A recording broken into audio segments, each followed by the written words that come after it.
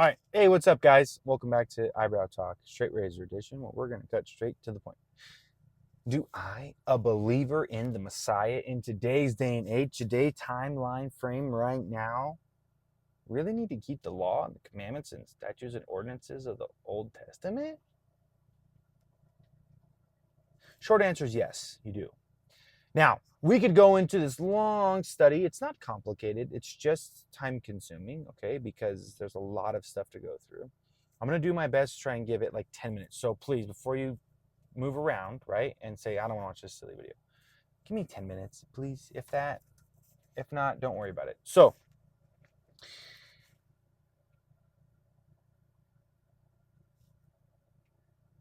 you say you love me, but you don't.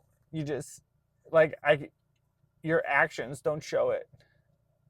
You don't love me. Why I did that silly voice, I don't know. But how many times have you heard that? Has that been said to you? Have you said it to somebody? Have you seen a movie or show or something along those lines, right? And you thought, hey, what's going on here? Like I said, I love you a bunch of times. A long time ago, through scripture, we see Noah, Enoch, Adam, Abraham, Isaac, Jacob. We see men entering into covenant with the Most High. Finally, we fast forward into Moses' time frame, right? Moshe, and he enters into covenant with the Most High, and he is the facilitator, right, in the negotiations, right, in a sense. Okay, I don't want to downplay it, but I'm trying to use simple words. He's the middleman for the covenant of the Father and his people. So, Exodus 19, Deuteronomy, I think 7, right? A few times we see, particularly in Exodus 19, right? Moses says what? Hey, guys, do you guys want to be in covenant with the Father? And they were like, yeah. He's like, hold on. Before you do that, let me explain clearly what he expects. So Moses speaks plainly into the ears of the people.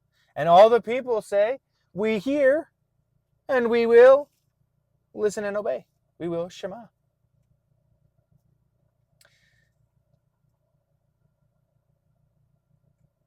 We, as a people, right, men and women, humans, we enter into covenant. We see it a lot. We're a part of it. Marriage, right? A marriage between a man and woman is a covenant. It's a marriage covenant. Now, you can fact check me. It is what it is. I'm just going to say what I feel. I would say that 90% of marriages start with what? An initial physical attraction. I saw my wife and I thought, wow, she is beautiful. I want to make her mine. And I hope she saw me and thought, hey, he's good looking. Either way, I was physically attracted to my wife when I first saw her. That's what drew me to her. Now, later on, as I began to talk to her and understand her, right, where she was coming from, what her life goals were, what her beliefs were, what all these things, I fell more in love with her, right? But we never discussed an expectation of, well, I expect this out of my wife and you expect this out of me, right? We never did those things. We never had that discussion because it was all solely based on a physical attraction. Whether we were worried about if it'd work out or not, it wasn't really a thing, because in that euphoric stage, right, it's like, oh, everything's going to work out. It'll be okay. Well,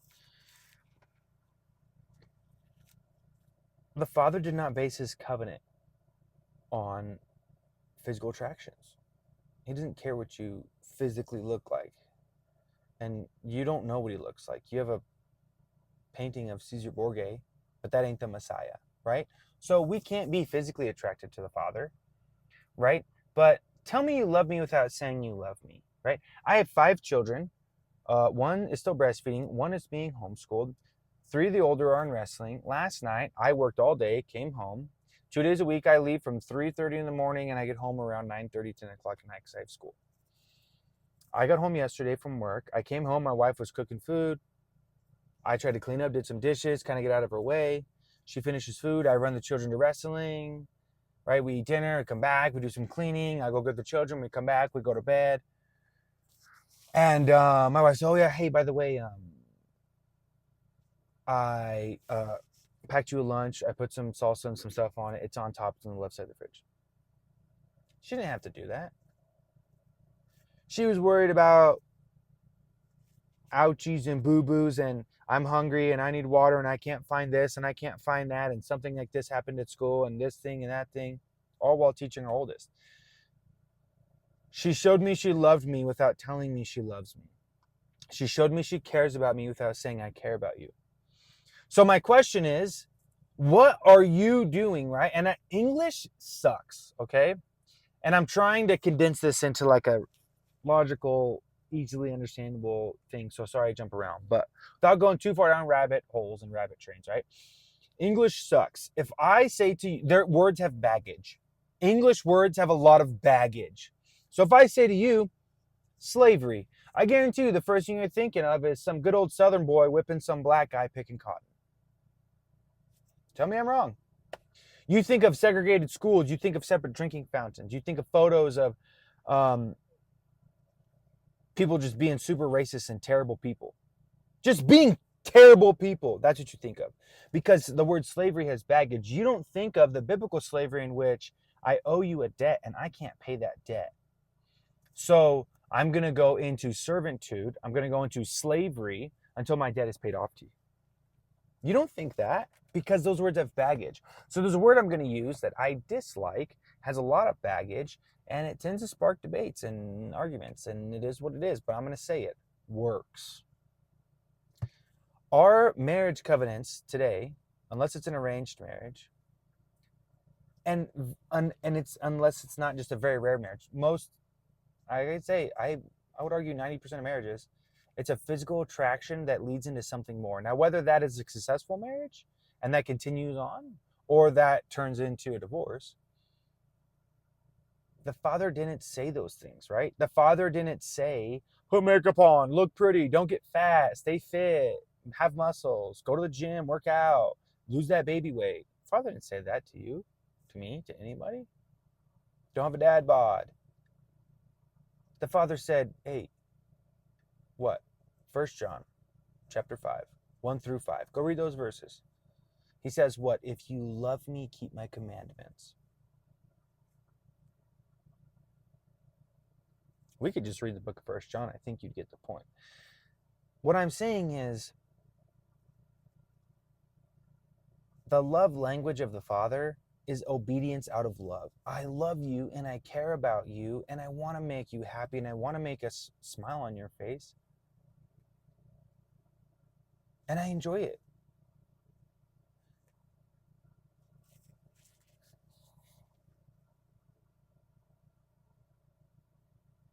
The Father's commands are not burdensome. Go read 1 John. Go read John 14. John chapter 14. Go read 1 Timothy chapter 6. Specifically verse 14. Go read James. Go read the teachings of the Messiah, the Mashiach.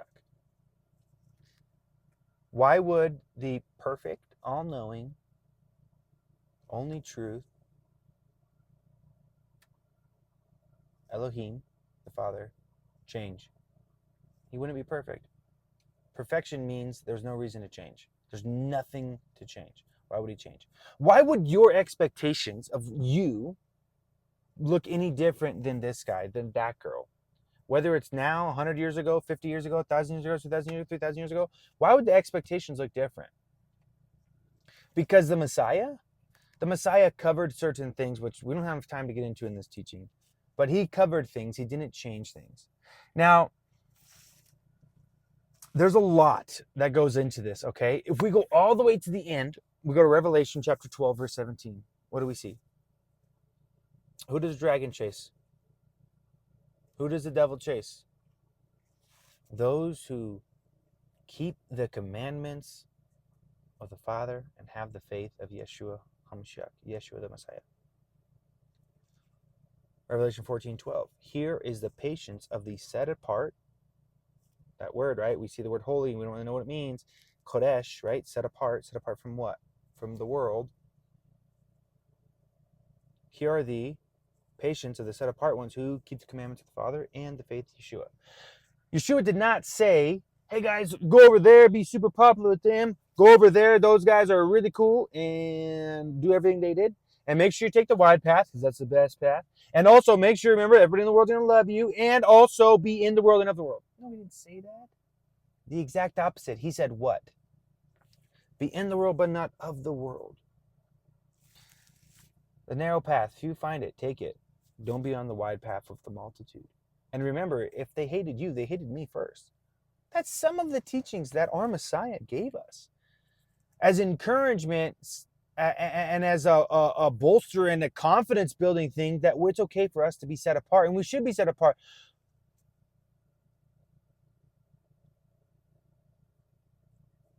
How can you be spotless, blameless, pleasing, and accepting before the Father if you look like everybody else in the world?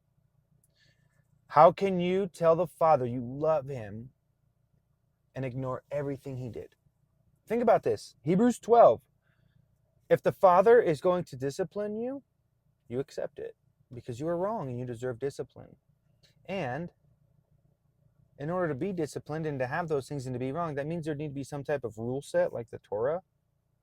And when you break those rules, there's a punishment. It's very simple. Are you a child of the Most High or are you a child of the world? Because if you're a child of the world, then none of this matters to you because you don't care. If you're a child of the Most High, how do you know?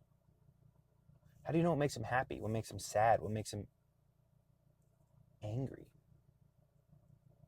What makes him smile? What pleases him? How do you know? One day, show me in Scripture where it says, oh yeah, now we're not judged by our actions. We're just judged by the words that come out of our mouth, and this guy said good words, so he's good. There is nothing, no one that can stand in between you and the wrath and the anger of the Father other than the Son. But do you know the Son? Do you know the Messiah? Do you know Yeshua? Listen, I'm trying to wrap this up and be simple, okay?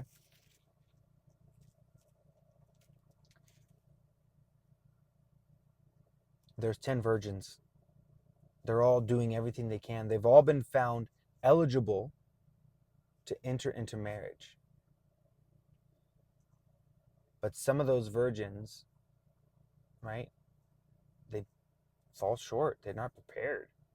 And what happens? The groom is coming! And they have no oil in their lamps. They say, give us some of your oil. And the others say, we can't give you our oil. This is our oil. I can't save you. You got to do it yourself. Maybe go to the town and buy some. They go into town to seek to buy salvation. And when they return, what?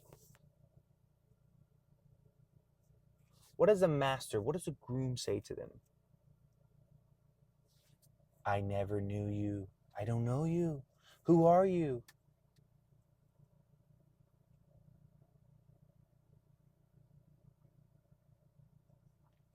So I leave you with this. Do you know the Messiah? Or do you know of the Messiah? Those are two vastly different things. I hope this finds you with peace and love. I hope you enjoyed it. Shalom, brothers and sisters.